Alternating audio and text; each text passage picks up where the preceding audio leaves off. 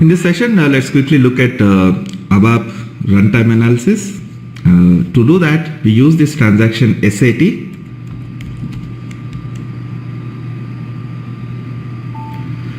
So here you can give the program name for which you want to check and click execute.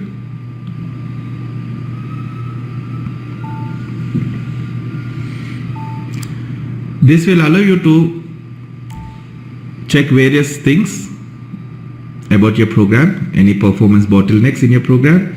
So we have this screen where it organizes different things, whereas based on internal processing blocks, for example, if you have used subroutines or modules in your program, then it will analyze each module and try to organize the code, organize the checks in such a way that it will be easy for you to identify which processing block is actually having issues. So it will tell you how much time each processing block has taken. So in our code we don't have it, so if I expand this here, so you say function modules has taken this much time. So if you notice any subroutine which is taking a lot of time, then you can quickly look at that subroutine code to identify which code is causing that issue. And similarly, we have data access. Transient data is about data in your internal table, persistent data is about data in your database tables. So it will organize that code. So it basically organizes everything, and it will display time in microseconds about each action that was performed when you executed the program. And here you see fetch MAKT took around this much time. So that is the most time consuming. And actually running the program itself took this much time, right? So again, you can identify the bottlenecks. So these tools are basically to tell you which are the things that are taking a lot of time, so that you can go and troubleshoot them. They themselves don't fix a problem. They themselves don't tell you this is causing the problem. They simply tell you how much time each block in your code is taking, so that you can identify the bottlenecks in your program and accordingly spend your time in improving the performance. So you don't need to really analyze the whole code to improve the performance. You simply identify which block of code is taking time and work on optimizing that block of code. So if you go to this hit list tab, you can see all the SQL access and call to subroutines. So again, is simply organizing the code, organizing the hits based on the time each one of them takes.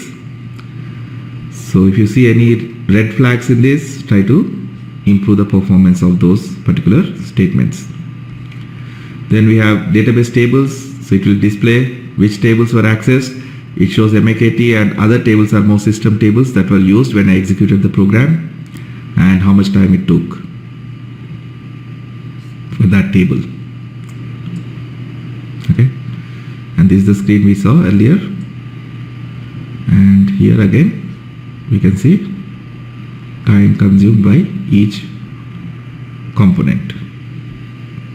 Okay, you see a lot of things, because when you actually execute a program, the SAP system tries to load this program from the database into your application server, and there's a lot of backend code that gets executed, so it is capturing all that information also. So you need to be looking at stuff that is specific to your program. Ignore the standard SAP backend code. Simply look at the stuff that is relevant to your program's performance. So using this runtime analysis, you can quickly identify which block of code is causing the issue and work on improving that code. So these are all simple things that help you to optimize your programs. So this is how you can perform this runtime analysis. And if you actually click on this tips and tricks on this tool, as a beginner, this will help you to understand the performance impact of different things. So for example, if I go to internal tables, if I use linear search versus binary search, if I select this example and measure runtime, here you can see this linear search took around 67 microseconds, whereas the binary search only took 1 microsecond. So it's 67 times faster in this example. and they also give some documentation that you can read to understand what this example is trying to do. So as a beginner, this should help you to understand what are the things that can cause performance bottlenecks and avoid them while writing the code. So I recommend you go through these examples one by one. Whenever you get some free time, go through these examples. So again, if you see sorted versus hash tables, single read, sorted versus hashed. You see, sorted tables took 640 microseconds, whereas hash table took 423 microseconds. There's not much difference, but there is a difference. And as you increase the data, this difference will increase further. Because for hash tables, the read access is always constant, whereas for sorted tables, it increases with the number of entries in the table. So I recommend going through these examples, execute them, see the difference for yourself in terms of performance.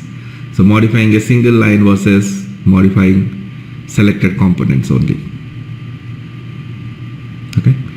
So that's about this ABAP runtime analysis, where you can identify the bottlenecks in your program using this standard tool SAT, a transaction. So see you in the next session.